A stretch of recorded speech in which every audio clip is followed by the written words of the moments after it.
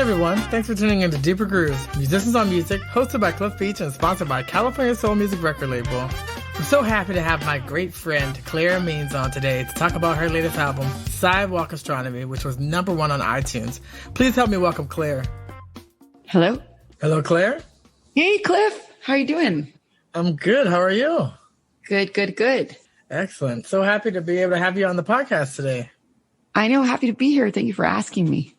Of course. It's always exciting when I get to interview someone that I know in a little more depth. You know, you can know a person, but then, you know, there's so many things that happen and just keeping up with everybody. It's always nice to be able to go back and kind of look at their career and celebrate all their wins, which, you know, sometimes I feel we're so busy getting from project to project and on to the next that we sometimes don't get to look back and reflect. And this is obviously a good time to do that. True. Yeah. It's definitely a good time to do that. So yeah, I wanted to talk about your latest album, Sidewalk Astronomy. It debuted at #1 on iTunes singer-songwriter charts. And I wanted to kind of talk about how that project came to be and how you wrote that new material specifically. Well, I guess, yeah, that new material from, or the material from Sidewalk Astronomy kind of, well, my dad passed away was one of the big things in my life that happened, I guess. And it was kind of, but I didn't really ever know him very well. You know, he wasn't very active in my life. So there's a couple songs in there about kind of like coming to terms with that and, you know, forgiveness, forgiving him. And also just, you know, how do you mourn, you know, a relationship you never really had, you know, and I don't know. So yeah, a couple of those songs were about that, I guess. And then it was a mishmash of different things that were happening in my life. There was some heartbreak songs. Sidewalk Astronomer is kind of, you know, at the time, a lot of my living, I was making street performing, and it was about another street performer, but he was a sidewalk astronomer. So yeah, I was also influenced by, like, I guess, street performing and relationships, you know, Guts and Sidewalk Astronomer and Buried in Your Dreams, or trying to think of which other songs, Fiery One. They're all about like romantic relationships, you know? So yeah. And then some songs about friends and falling outs with people and, in the music business. It was a really, that whole album is just like a mishmash of everything that was going on in my life in those couple years, I guess, that I wrote those songs. So yeah, it was a mishmash about Los Angeles, the music business, my dad passing away, romantic relationships, friendships. And yeah, so there we go. I don't know if that was a good answer. No, all the answers are good. It's your story and you get to tell it. Yeah. But it's interesting that you mentioned, you know, for many years you've been what I would call the hardest working busker in the business in LA. And so tell us about your experience with music and fans busking in Los Angeles. Well, busking has definitely taught me a lot, you know, I mean, because when you play a gig in a club, you know, you have an audience that has paid to be there, or even if they haven't paid there to be there, they're in a comfortable seat. They've decided they're just going to stick it out probably for the 40 minutes or an hour, you know, there's heating or air conditioning or whatever, you know, and they plan to be there. So busking, on the other hand, you know, you're stopping foot traffic that they're probably rushing off to do shopping or run errands, and you're just there, you know, providing music in the middle of the street or on the, you know, sidewalk or whatever. So you're trying to grab their attention while they're running off to somewhere else. And you get all sorts of people, you know, people that might not necessarily go to a music venue, you know, so it's really cool. You know, you get little kids and, you know, I mean, all age range. And yeah, it's an interesting experiment in how to like stop people and convince them to buy your CD or your USB drive, or, you know, find you on socials, you know, and, so it's definitely taught me a lot in terms of like stopping a crowd and keeping their interest, maybe like creating variety in the song, you know, once they get a crowd, you know, kind of doing a fast song, then a slow song, a romantic song, then a silly song, you know, something to kind of keep their attention because people are so on the go in that setting. Also, I've been able to meet people from all around the world, you know, a lot of people in Europe and Asia and you know, all over through street performing. Because you know, the places I do it in the Santa Monica Pier, the 3rd Street Promenade, and I've done it in other places, you know, around the country and stuff too. and in Europe a bit too. And you'll meet a bunch of tourists, because a lot of the places are touristy places. So that's been really awesome. I got to play a couple of weddings in Germany through 2 different German couples I met. So that was amazing. And yeah, I mean, street performing is amazing. It's a really interesting, I mean, also as its downsides, you meet, because there's not that separation of stage and audience, you meet a lot of people that want to come up and talk to you about their life. Like there's not, when you're on the stage, it's kind of like you're separated from the audience, but street performing, you just seem so easy to talk to, I guess, because you're on the same level, as everybody else. And it's not a formal performance. So people will come up and, talk to you about whatever they want to talk to you about. And sometimes crazy people will get in your face or you'll get robbed or, I don't know. I mean, it's just very unpredictable. It's not always safe. But I mean, I guess those risks are like part of the fun. Sometimes they add an element of excitement, but not always a positive thing, I guess. But yeah. So anyway, street performing has been really great. I mean, it's definitely taught me a lot about music and about people and sales. I don't know, connection, just connecting to an audience. And yeah, that's been pretty awesome overall, I'd say.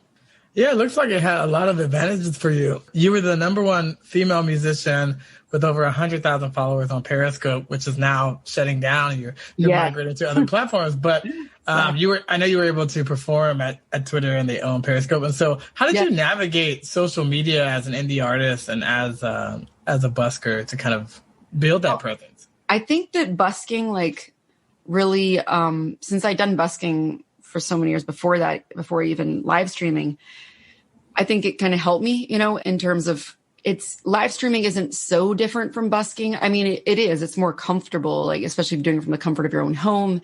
And, it's probably safer in a lot of ways. And, it takes a little less effort. You're not having to lug gear out to the street and stuff. But it's similar in that the audience could be just passing through, they're just looking at their feed and they're like, oh, let me click on this, and people on the internet have no attention span, so it's similar to busking in that you're trying to catch this audience that might just be passing through and just, might want to click on your broadcast for literally 20 seconds and see what you're all about.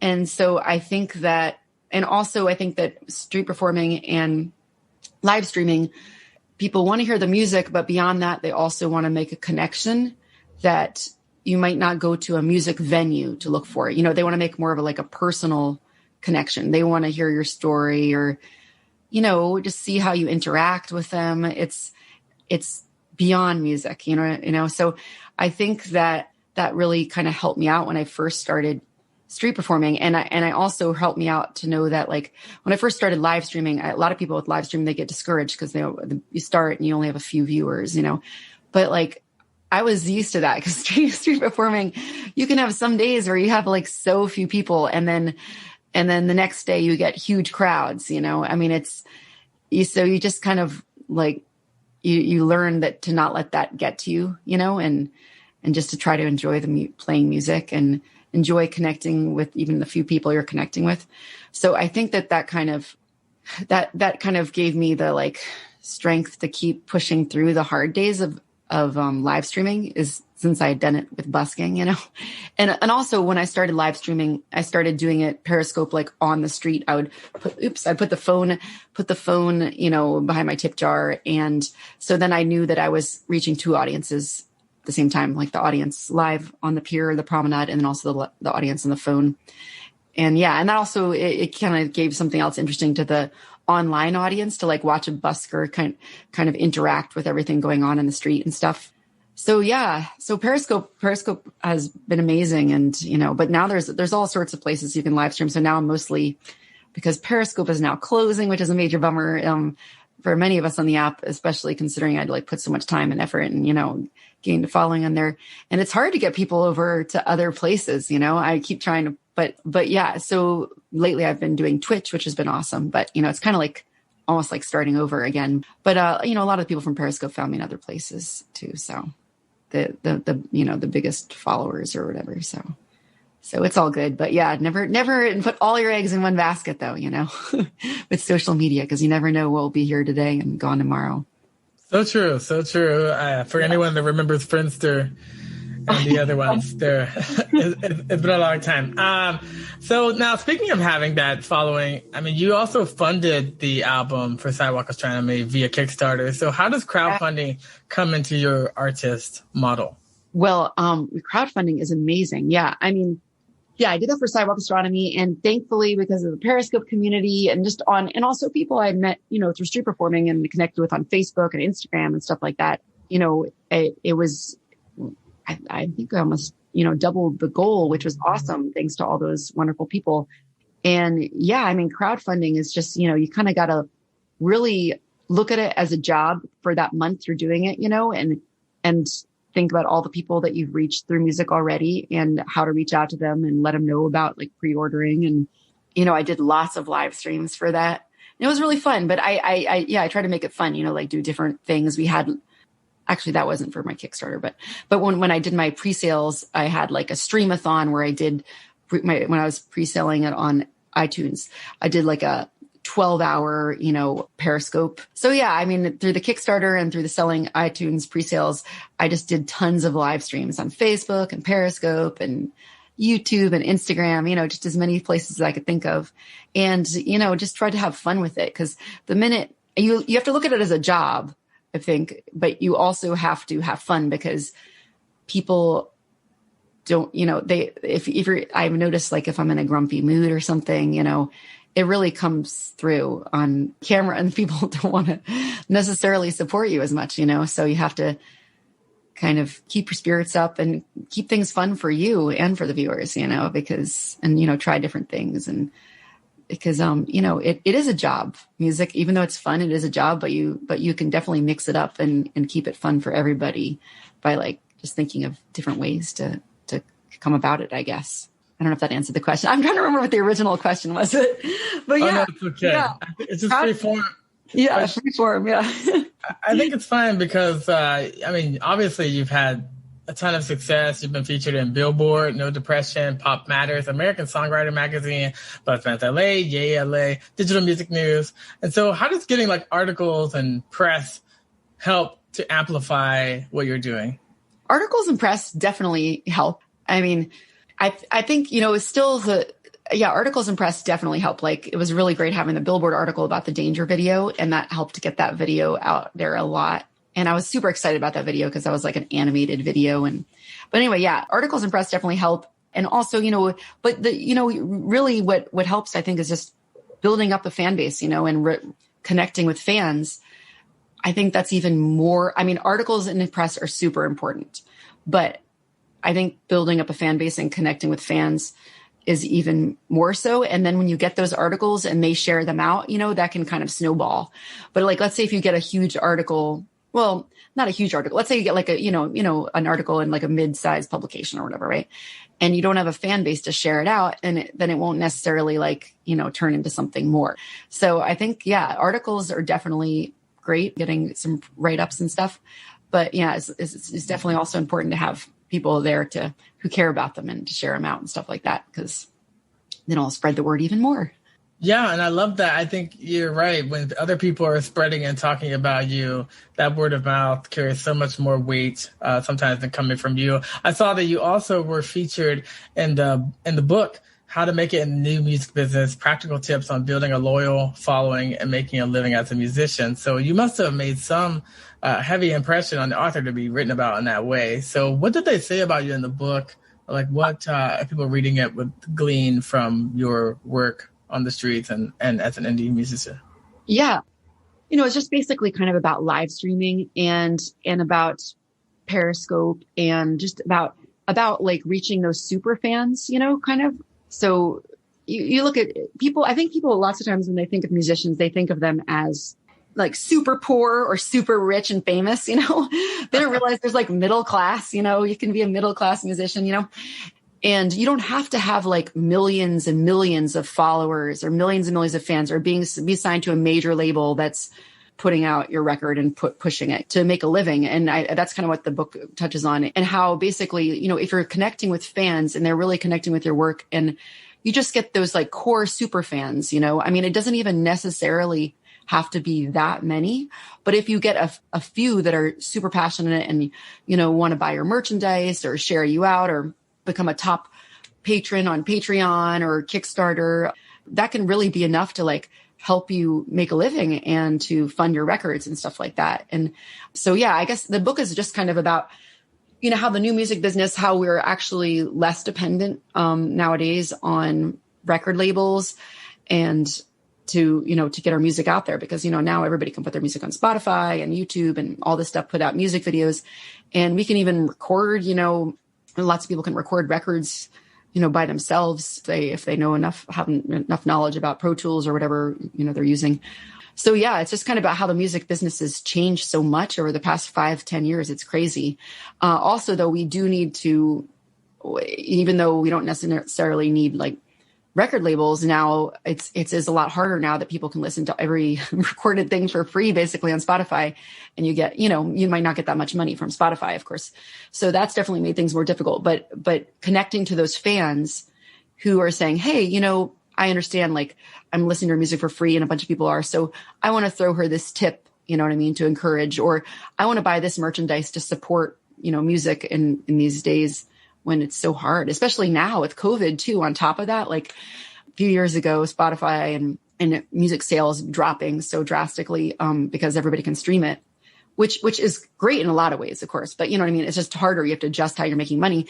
So then, you know, see lots of people depend on touring for money. And now it's like, well, oh my gosh, now COVID, like touring isn't even possible. So it's crazy, you know, this past year that, you know, now a lot of people are doing live streaming and figuring out other ways to make money, because it just seems like the different channels, you know, keep getting kind of knocked off in terms of how we could make money, you know, as musicians. So yeah, I guess the book is about connecting to your, I mean, well, there's so many things the book mentions, but I think my section is about live streaming and connecting to those fans, and, you know, just kind of creating a community where people want to tune in and people want to support. And it's, you know, not even necessarily just about the music. It's about like, yeah, creating community and, I don't know, kind of giving people some support through the music and just through being there for them. And so, yeah, it's about a bunch of different things. So. Definitely. I mean, I think building that type of tribe underneath you is definitely a great foundation. You know that you have people ready for your next thing or next piece of content, and you are super consistent and diligent in getting your stuff out there with the live streaming. And it seems like, you know, you still are able to find ways to keep it fresh, and you have very cute decorations. People kind of get that intimate vibe coming from your home. And so now I originally met you at Room 5, which is no more, during the Poet Ronnie Girl Acoustically Speaking night. Yeah. And there were so many great artists in that collective, and we lost some recently. Rest in peace. So tell us how you started in music. Now, I was told the story that it was originally at Panera Bread, and you were pushed into doing it, starting to write songs. Well, yeah, I had like just started playing music, and I just moved to Los Angeles and was like staying with the friend of a friend, kind of a friend of a friend in Studio City there. And I just like walked by Panera Bread and I saw this flyer and it said, you know, an open mic with Poet Ronnie Girl. I don't remember what it said, but it said open mic. And so then I was like, I just started playing guitar. So I thought, well, you know, this is walking distance from where I'm staying. I'll just go there and try it. Why not try this open mic? Like, I'd never done an open mic before. I'd never seen an open mic, never been to one. But I was like, I have these 2 songs that I've written that I can kind of stumble through. So yeah, I remember I got to the open mic, and it was Poet Ronnie Girl's open mic. And yeah, my guitar didn't have like a electric pickup or anything. Actually, then a friend of mine, and he passed away recently too, actually. I don't know if you met him, Derek Mock. Anyway, I met him there, and I met Luis there, our mutual friend, Luis Norino. Anyway, so Derek was like, oh, your guitar doesn't plug in. So he lent me his guitar, and I took my little notebook out and I mumbled through my like 2 songs that I had written, you know. I was terrified, but it was really fun. So I mean, it was, yeah. And afterwards, like Ronnie and Derek were both very nice and they're like, you did a good job. No, that was great. And, you know, I could barely talk. I was so like scared. But yeah, so that's how it started. And then, yeah, Ronnie started doing the Room 5 thing soon after that. And that's when I met you and a bunch of other folks through Room 5. So yeah, yep. That was how it went. Let's go back before then. What's your actual origin story? Like, where are you from? How did you end up in LA? And I believe, weren't you doing acting before music? No, I started, I'm from New Jersey. Then my sister was kind of moving out west. And so I came and stayed with her for like a month and helped her out with, well, she was like a single mom at the time. So I was kind of babysitting. And then I just like decided to like move to LA from there. I don't even know. It was kind of just like a spur of the moment thing. And my mom knew a friend of a friend and called him up and was like, can Claire stay with you?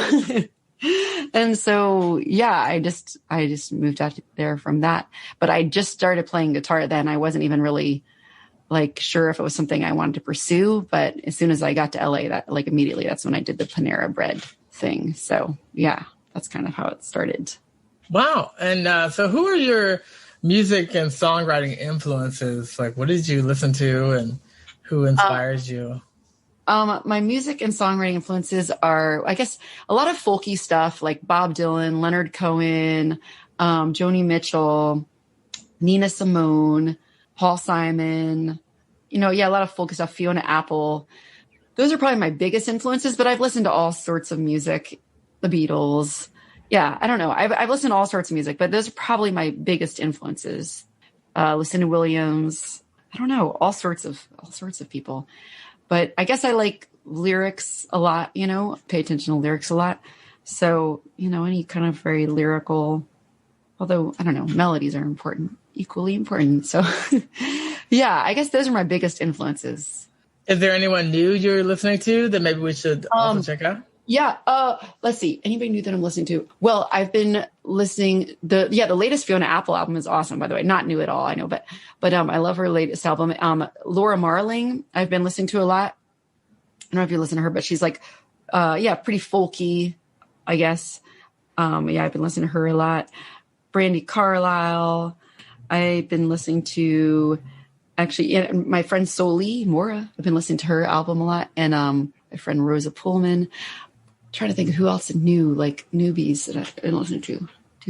I'm probably forgetting a bunch of things. I'm trying to think. I was just listening to today. I took a walk this morning and I was listening to Aldias Harding. She's kind of interesting and like folky, and like kind of quirky, I guess, in some ways. Actually, when I first started playing music, another person I was listening to a bunch that was kind of very quirky is this harp player, Joanna Newsom. I don't know if you listen to her. She's very interesting. She's an interesting, style. Well, it sounds like you have a good mix of influences, and I mean, all the ones, the top ones that you named, I think people will recognize, and they've been lauded for their songwriting ability, and they've had long careers, so you can definitely see their style changes and evolutions over time. So, speaking of evolutions, what's next for you musically? What is next for me? I will be hopefully releasing a new album in 2021. I really need to get to recording it, but yeah, I have a single that I'm trying to finish up to put out in the beginning of the year. It's kind of about the pandemic. I started writing in the beginning of the pandemic and then I put it aside and then I finished it. I'd written most of the lyrics, but didn't put it to a melody until a couple months ago. And so now I'm trying to decide on the production exactly that I want and record it. And I want to get that out in either January or February. So that's called Is This the End? But yeah, I definitely want to put out a new album, I think, in 2021. I don't know whether I'm going to do an EP or a full-length album. I just love full-length albums, but I know like nowadays it really doesn't matter.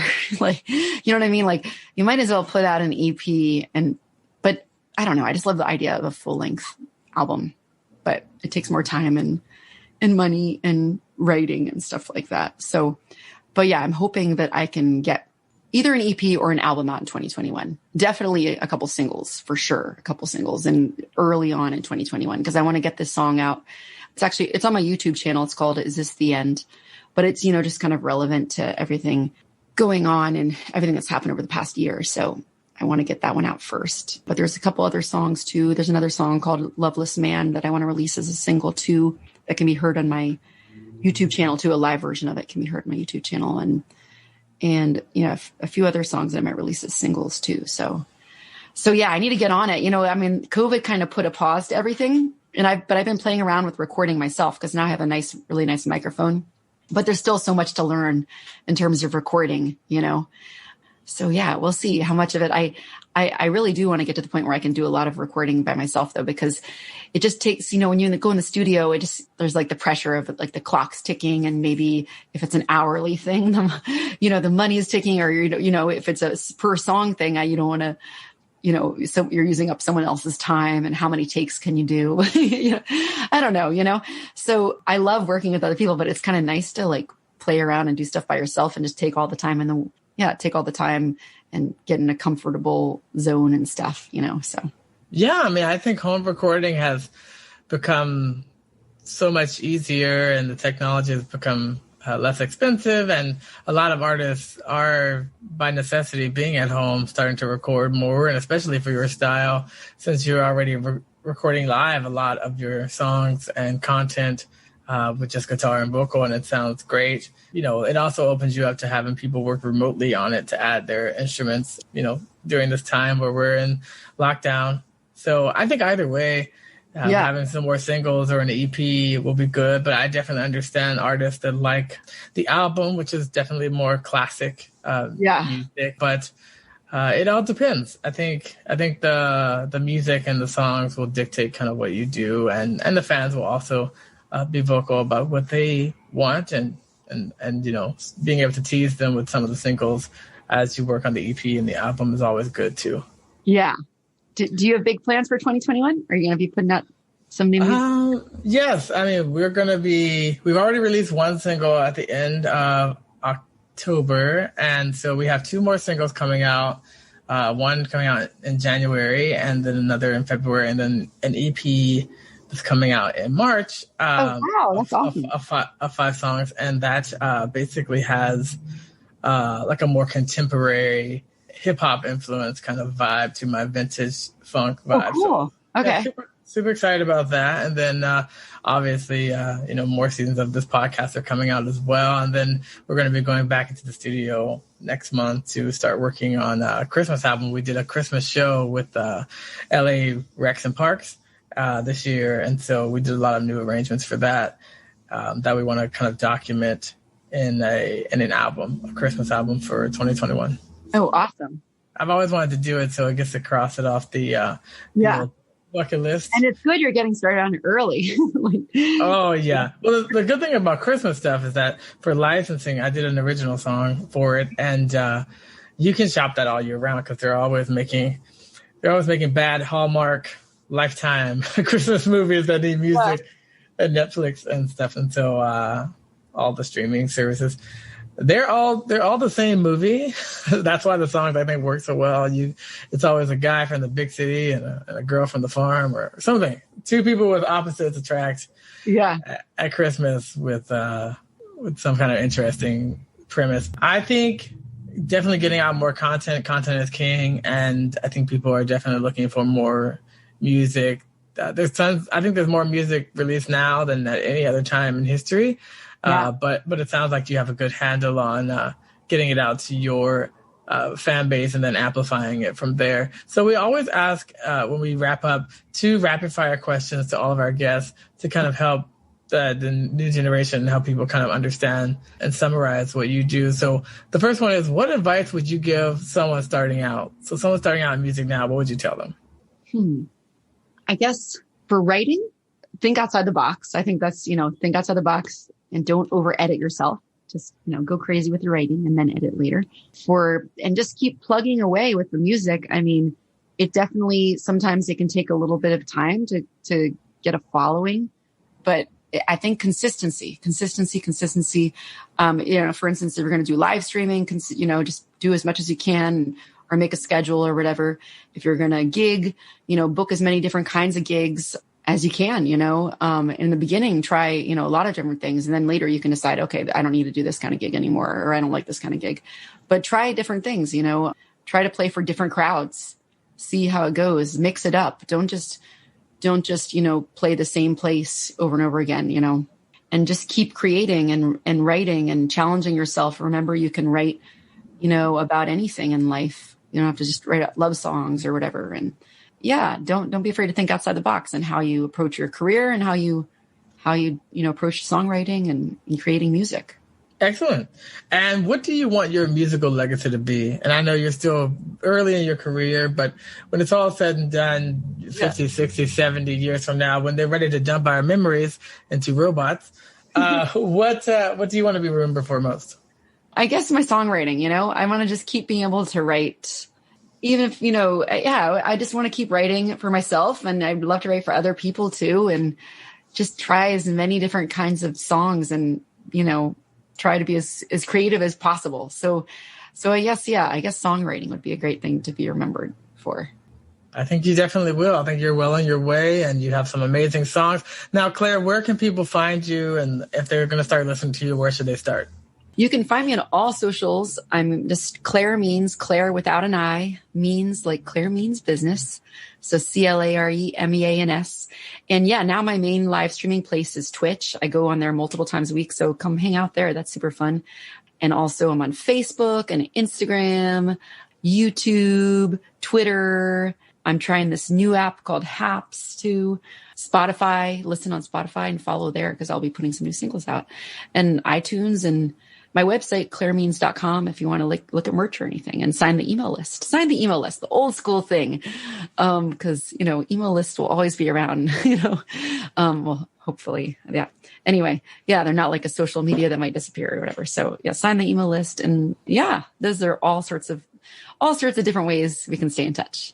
Awesome. And if they're going to go on Spotify and stream you, is there a certain song or a certain album that they should kind of dive into first? Yeah, definitely check out the latest album first, Sidewalk Astronomy. There's 3 albums on there. Sidewalk Astronomy is the latest one. War for Love was the one before that, and White Bamboo. So yeah, you can check out all 3. My favorite is the latest. But yeah, but I'm proud of all the 3 albums. They're pretty different. So from each other, somewhat. So yeah, check them out and you guys can decide which one you like the best. But yeah, Sidewalk Astronomy is the latest one. So check that out. Excellent. Well, you've heard it here first from Clare Means. Clare, it was a pleasure talking to you on the podcast today, Deeper Grooves. We will definitely circle back to you when all it's all said and done so that you get links to everything. We'll post it up. Yeah, we look forward to all of your new music in 2021 and what the new year has to bring for you. And we'll definitely be keeping in touch and talking to you soon. Thank you so much for having me, Cliff. This was really fun. Awesome. Well, take care. Enjoy your day. Thank you, too. Bye-bye. Bye. You've just listened to Deeper Grooves, Musicians on Music, hosted by Cliff Beach and sponsored by California Soul Music record label. I had so much fun checking out my old friend Clare Means and talking about her #1 iTunes album, Sidewalk Astronomy, which you can stream everywhere now on streaming platforms. I'd like to thank our engineer Tim Hall and 1192 Studios for mixing and mastering this recording today. If you like what you hear and you want to hear more, you can check us out on Tuesdays at www.californiasoulmusic.com/Deeper Grooves or anchor.fm/Deeper Grooves. Until then, keep it chill. We'll talk to you soon. Take care.